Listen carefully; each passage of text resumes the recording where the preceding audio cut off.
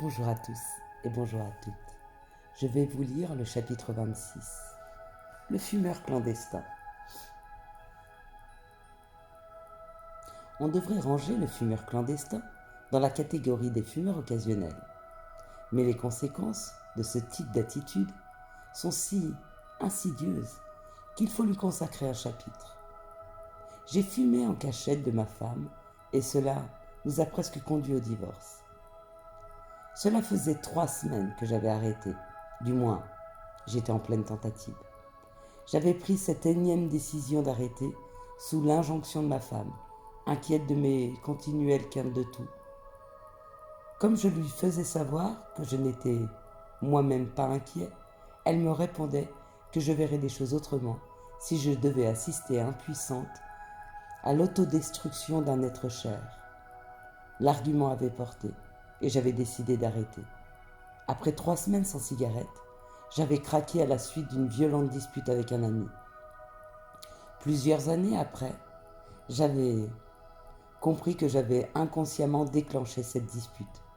Je cherchais la première excuse venue pour m'accorder une cigarette. Je pensais alors avoir agi de façon pleinement responsable, mais je suis maintenant persuadée que la cigarette était la seule raison de cette dispute. C'est en effet l'unique circonstance où je me suis disputée avec cet ami, que je connaissais depuis toujours. Il est clair que c'était l'œuvre de ce petit monstre. Cette dispute m'a fourni l'excuse que je cherchais et je me suis remise à fumer.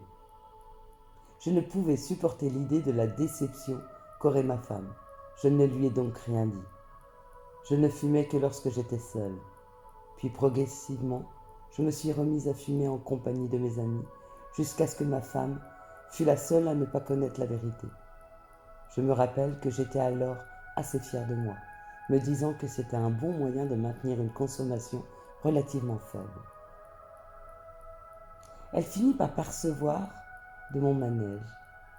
Exaspérée par son attitude consternante, elle me le fit savoir. Elle avait remarqué que je déclenchais facilement des disputes pour pouvoir sortir, que la moindre course me prenait des heures et que j'inventais toutes sortes de prétextes pour qu'elle ne m'accompagne pas lorsque je sortais. Le tabagisme est responsable d'une cassure sociale entre fumeurs et non-fumeurs. On peut citer des dizaines d'exemples où on la limite, voire on l'évite.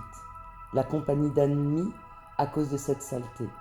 Cette attitude renforce la certitude du fumeur d'être privé de quelque chose. En même temps, le fumeur perd sa propre estime parce qu'il est conscient de s'abaisser à tromper ses proches à cause de la cigarette. Peut-être que ce genre de situation vous est familier, ou le sera-t-il un jour.